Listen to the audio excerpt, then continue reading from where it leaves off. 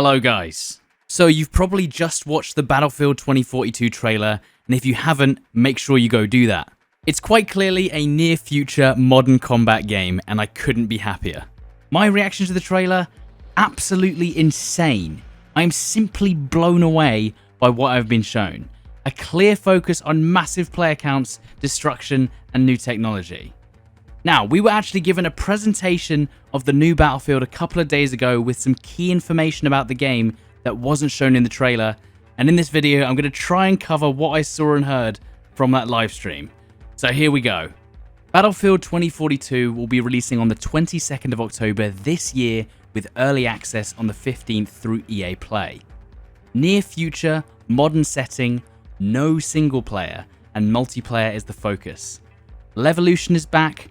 Conquest and breakthrough modes are front and center with 128 players on new generation hardware and 64 players on old generation hardware. It's running on the absolute latest version of the Frostbite engine with improvements to performance and scale. The maps are bigger than ever before to accommodate the larger player numbers, and in some cases they're almost as big as 6 kilometers squared. 4-player squads, 16 squads per team. One of the biggest new features is that you can change attachments on your guns whilst running around the map on the fly, so you could switch from a red dot sight to a scope in a matter of seconds. Players will play as specialists, essentially like classes, but each has a specific gadget they can use, but they're allowed to use any weapon, grenade, and secondary gadget they prefer. There's going to be 10 specialists to choose from, all with different primary gadgets.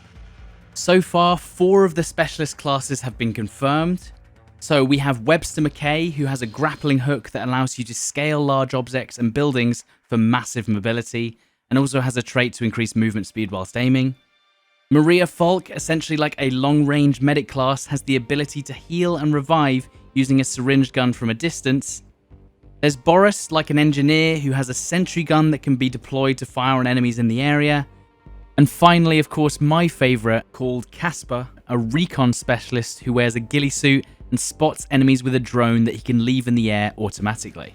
We also were shown 7 confirmed maps from all over the world. So first we have Kaleidoscope from Korea, which is a massive central metropolis with a large park in the centre surrounded by skyscrapers. Zip lines from roof to roof, canals with amphibious vehicles. Imagine a massive Siege of Shanghai. Then we have Manifest from Singapore, set in a massive container yard near the coast. Cranes dynamically pick up and move the containers as you run around, creating and removing cover. Noshar canals on crack. Up next we have Orbital, a rocket launch located in French Guiana, which is seen in the trailer. Launch pad contains a rocket, and the rocket can either be successfully launched or fail with destructive consequences. Then there's Discarded, a shoreline with stranded container ships after the sea levels dropped, the centerpiece being a massive container ship with a submarine inside of it. I don't think I've used the word massive quite enough yet.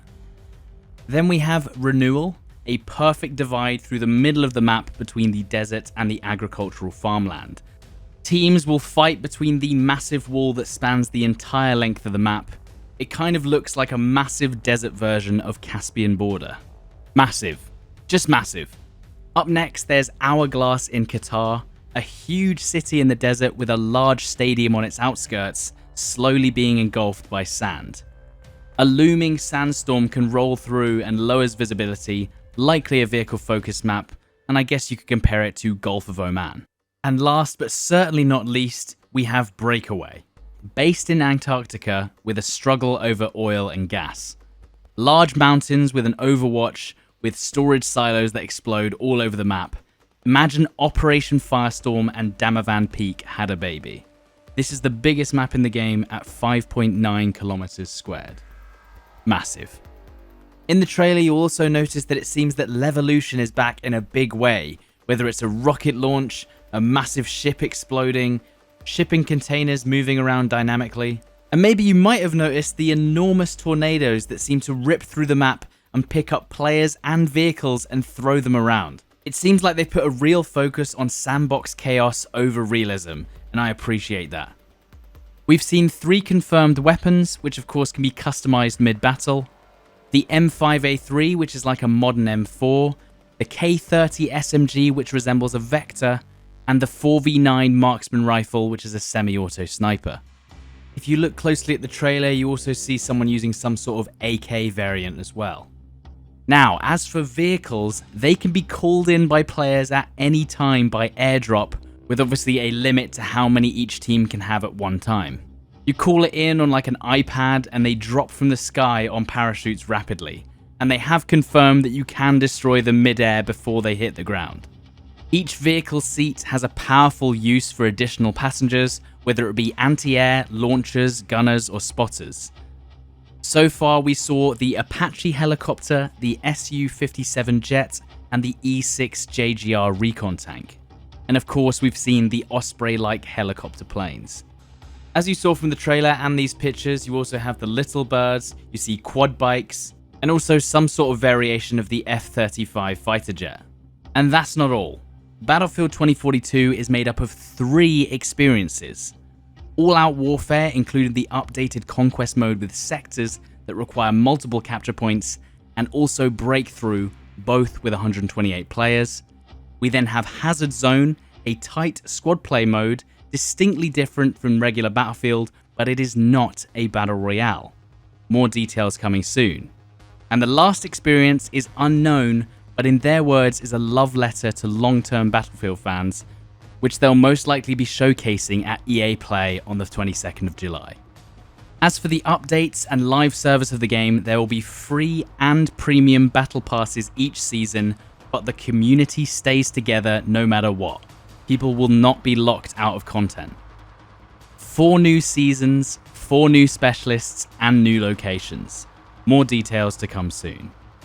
There will be a technical test in July where Battlefield veterans will be given the chance to play in a very early build, and loads more details to be released at EA Play on July 22nd. That was a lot of info. As for my personal views, this game is seemingly offering beyond my highest expectations. This is way more than I thought was possible. But I am interested to see how the flow of the game will change with 128 players on such massive maps. And I'm hoping that if this game can be run on old gen hardware, that the optimizations for performance will be huge. I think this could be an incredible addition to the Battlefield series, and I am on the edge of my seat waiting for any new information that comes about. I will be covering the gameplay trailer as soon as it releases, so make sure to subscribe so you don't miss it. Let me know what you're thinking down in the comments, and I hope to see you very soon once we get our hands on that gameplay trailer. The future of Battlefield looks amazing. Let's hope they absolutely nail it.